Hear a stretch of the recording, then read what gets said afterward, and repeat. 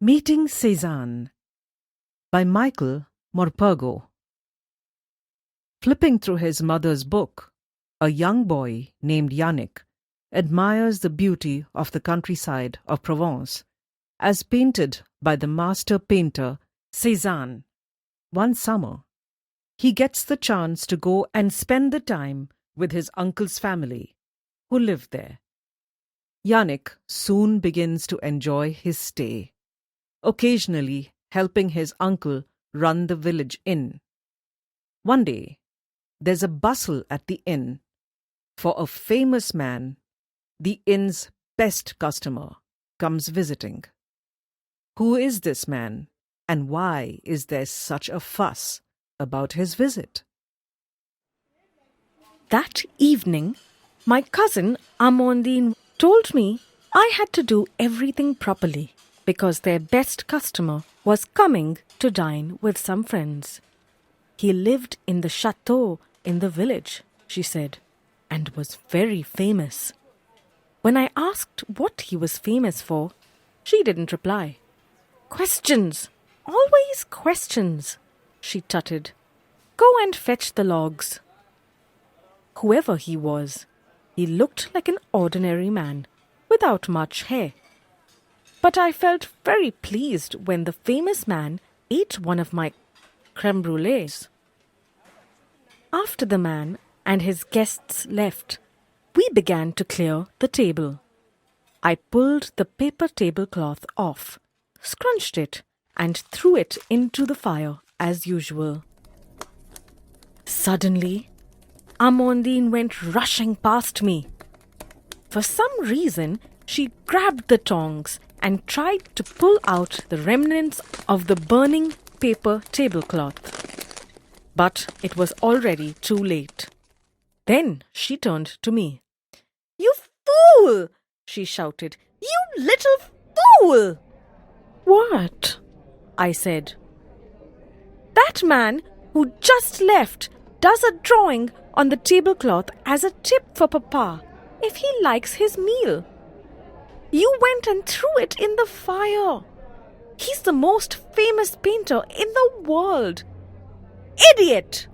She was in tears now. Everyone in the restaurant stopped eating and went silent. Then Uncle Bruno came striding towards us, unlike his jolly self. "What is it?" he asked Amandine. "It was Yannick, Papa," she cried. "He threw it into the fire, the tablecloth, the drawing." "Did you tell him about it, Amandine?" Uncle Bruno asked. "Did Yannick know that he sketches something on the tablecloth and leaves it behind for us?" Amandine looked at me, her cheeks wet with tears. I thought she was going to lie, but she didn't. "No, Papa," she said, lowering her head. "Then you shouldn't blame him, should you, for something that was your fault? Say sorry to Yannick now." She mumbled it, but didn't raise her eyes. Uncle Bruno put his arm around me. "Never mind, Yannick," he said. "He said he particularly liked his crème brûlée. You made it, didn't you? So the drawing was for you, really. Always look on the bright side. For a moment, you held a drawing that was made for you by the greatest painter in the world. That's something you'll never forget." Later on, as I came out of the bathroom, I heard Amandine crying in her room. I hated to hear her cry, so I knocked on the door and went in. "I'm sorry," I said. "I didn't mean to upset you." She had stopped crying by now. "It wasn't your fault, Yannick," she said, still sniffling a bit. "It's just that I hate it when Papa's cross with me. He hardly ever is, only when I've done something really bad. I shouldn't have blamed you. I'm sorry. Then she smiled at me. I lay awake all night, my mind racing.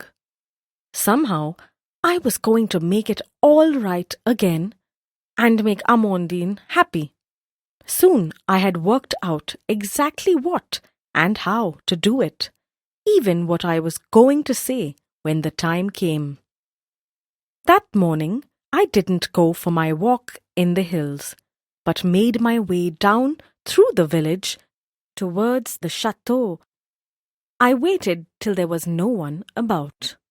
I climbed the gates easily enough and then ran down through the trees.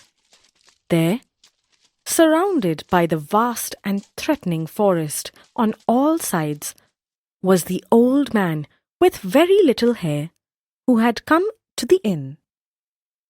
He was sitting alone on the steps in the sunshine and sketching. I approached as silently as I could, but somehow I must have disturbed him. He looked up, shading his eyes against the sun. "Hello, young man," he said. Now that I was this close to him, I could see he was indeed very old. But his eyes were young, bright, and searching. "Are you Monsieur Cezanne, the famous painter?" I asked. He seemed a little puzzled, so I went on. "My mother says you are the greatest painter in the world."